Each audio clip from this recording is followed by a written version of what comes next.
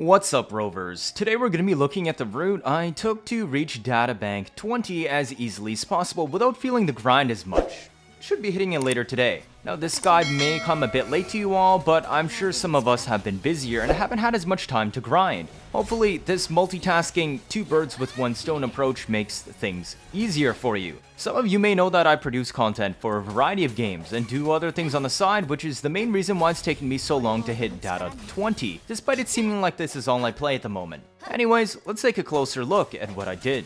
I won't consider the super early databank levels, as that's more so where you learn how the game works and explore a bit while getting comfortable with the combat systems. Anyways, unless you went out of your way to explore the entire map, like I did, and unlock every last thing in grand exploration first, I'm betting most of you went and finished story while only doing a little bit of exploration. This should put you at about Databank 8 to 10.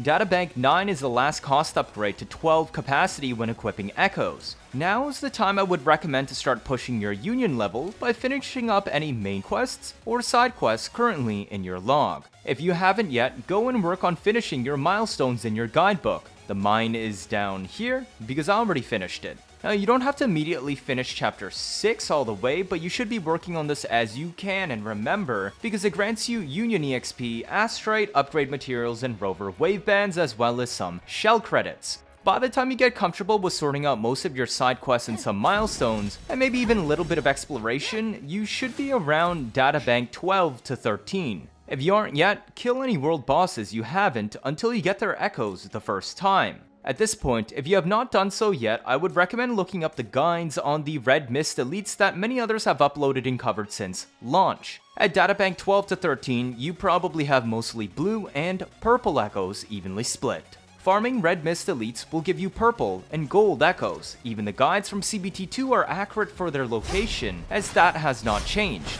The only difference is now you can only get gold echoes from Red Mist elites that are level 70 plus, rather than all of them in general like in CBT2. My main way of killing them was taking a gun unit like Chishia, Mortefi, or Alto and baiting ranged attacks so I could perfect dodge and counter at range. It lets you see attacks coming from a mile away.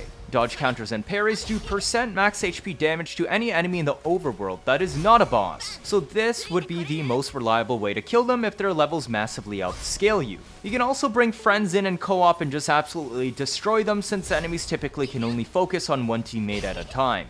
It can range anywhere from level 25, just outside Jinzhou City, to level 120 elite heron spawns on the far side of Whining Ike's Mire. They do respawn slowly after a week, if you want more gold echoes from them, and this is your main way to get to Databank 15. Otherwise, well, you're a bit out of luck and you're going to have to grind a tiny bit of exploration while killing stuff off. But after you reach Data 15, you can accrue EXP for higher levels, but cannot redeem them until you hit Union 30. This is also the starting point of where normal mobs can start dropping gold echoes. Do not start target farming bosses for gold echoes just yet. Focus on pushing for Union 30 by just doing more quests, more dailies, etc. Always remember to do your daily activity, since it grants up to 2,000 Union experience points, which is basically almost an entire level before Union 30. This is also the point when you unlock level 60 units. After you reach Union 30, I would recommend focusing on grabbing your character Ascension boss material so that you can get stronger and clear overworld fights easily. This is also when I would recommend to start focusing a lot more on exploration, because by slowly clearing out the map, you will continue to amass a ton of gold echoes while chest hunting, which will also let you accrue up some echo EXP for the future. Continue doing this until you hit Databank 18. It should not take very long. I pushed Databank from 15 to 18 after about 5 hours of casually doing exploration on stream. For more casual players, this can be reached within a few days. Once you reach Databank 18, you should start farming for gold boss echoes with the correct main stat. The reason why we wait until Databank 18 instead of 15 is because of this. Click the highest drop rarity drop down. At Data 15, it is only 30% gold and 70% purple. At 18, which is the highest you can redeem before Union 40, it is 50% gold and 50% purple. This makes you farm a lot more worth it, especially because you'll be farming for boss echoes for multiple hours on end. The TLDR is farm until you get crit rate main stat for boss echoes that fit on your DPS. Do not care about substats for now, that only starts mattering at all around Union 40 and won't be mandatory until Union 50 plus. focus on the bosses you use for your main teams first. Support sets can use healing bonus percent, HP percent, or if Verena, who has attack scaling for heals, attack percent. Sub DPS quick swap should generally still be using crit rate main stat or energy regen if their ult is super important. The enhanced drop rate only applies to overworld bosses, and you get 15 chances per week at weekly reset, though boss drops seem to still be bugged and guarantee an echo in general every other kill. Expect that part though to be patched sometime in the near future. Once you get your correct boss echoes, congrats! You have reached the early endgame.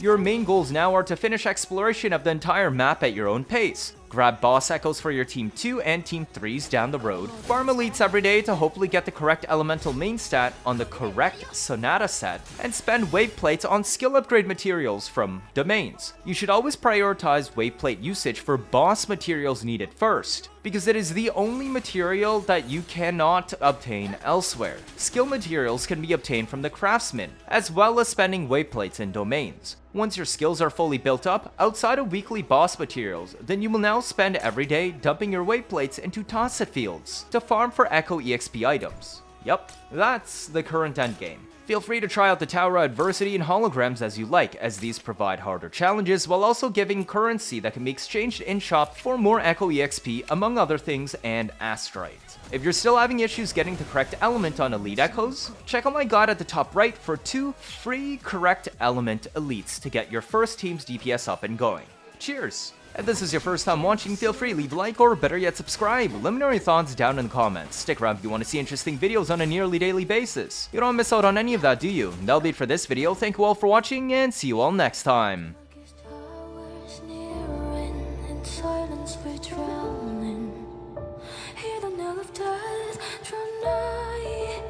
Beneath the shattered heaven,